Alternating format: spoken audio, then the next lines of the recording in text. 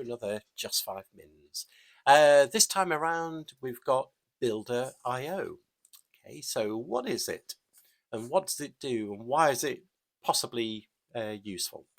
Well, what is it? It's that's a good one.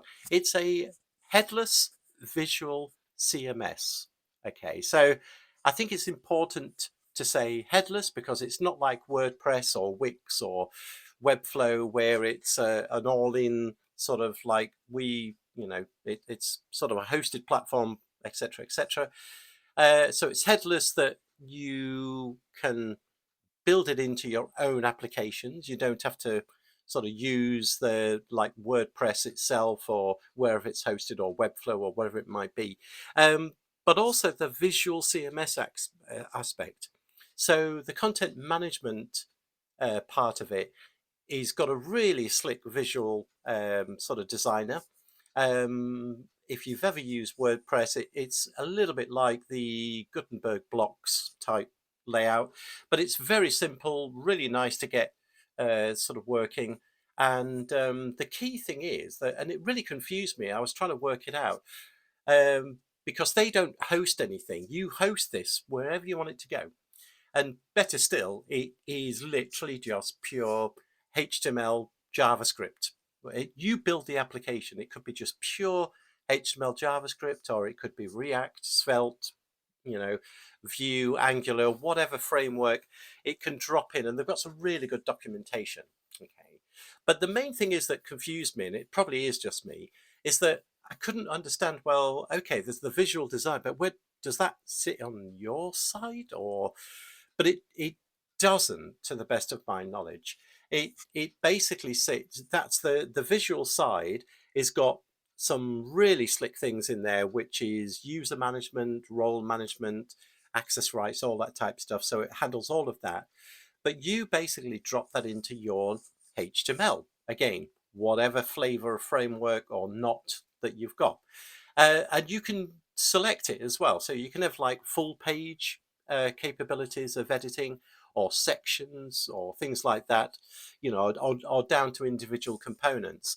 But the main thing is you can drop that into, as I say, your own HTML. You can host that wherever you like. It doesn't really matter. And it's a really nice thing because the idea being then that the editing part can be done and it's a real-time update because ultimately it's an API that's getting read from your front end and rendering it in the right way. And it seems to be very, very slick. There, let's say the tie-in, if you like, is the fact that it's the to go get your. It's very fast. Certainly, they've done a lot of work on performance, but it's obviously you're tied in a way to Builder.io for getting the bits that you want the CMS to work in. So if you've got a 10-page site and you've got 3 pages that are using Builder.io, the CMS part, then really it's just those 3 component pages that you're going to be using from Builder.io. And that brings on to the other thing is that there is pricing, but the free version is for what they call a space. So a space is like a site, I presume. You can have an organization, you can go into a lot more details, but ultimately the free version does give you some pretty good usage, really. So for instance, you can have up to 10 users that you can define as CMS sites, not to the whole site. The HTML site, the site itself is yours. You host it wherever, you control that. But the Builder.io pages or components on those pages, you get up to, on the free version anyway, up to about 10,000 views per month, which is pretty cool. And the bandwidth is something like 10 gig of that rendering, what it's pulling down. Because again, whatever front-end framework it's being used in, it's essentially calling it through an API to get the data to render out properly.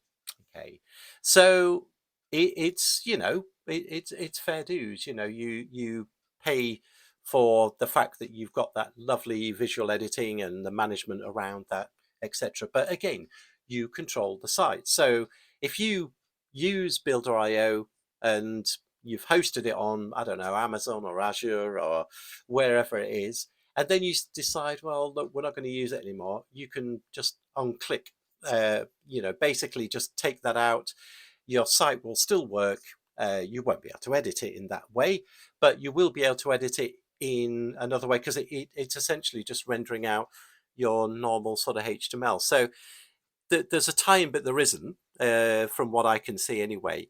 But it's definitely worth a look. And the nice thing, again, if you're a dev, is that in Visual Studio Code, it's got an extension, so you could use the editor embedded in Visual Studio Code alongside when you're actually building the website itself.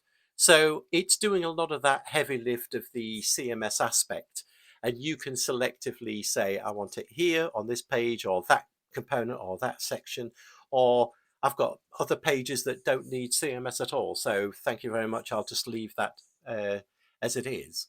But it's worth a look. It's certainly something that I've been getting my head around for the last couple of weeks and delving in a little bit deeper. So we've gone way over 5 minutes this time, but that's what I've got. The links and details are below as ever.